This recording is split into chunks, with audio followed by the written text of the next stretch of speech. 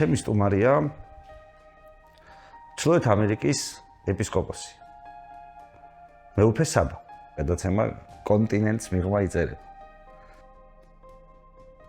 2008 წლის ომის დროს სან-ფრანცისკოში იყო რუსული სამრევლო, 70% მრევლის ქართველები იყვნენ.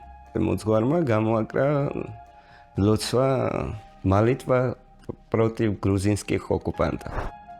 ამერიკულ საზოგადოებაში ჩვენთან ხშირად არის ხოლმე სპეკულაციები. რიტორიკა არსებობს ისეთიც, რომ ქართველობას და ქრისტიანობას გვართმევენ. ზოგჯერ შეიძლება კი ფიქრობდნენ ადამიანები, რომ დასავლეთში ქრისტე აღარ არის, მაგრამ არ არის ესე.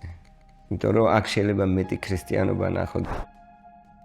დელმთავრებს ამ ადგილას ჩრდილოეთ ამერიკის ეპარქიაში რა დავალებები ჰქონდა დედა ეკლესიისგან? ყოველთვის მეკითხებოდა პატრიარქი, როცა ჩავდიოდი საქართველოში, რომ როგორი ურთიერთობა გაქვს სხვა ეკლესიებთან.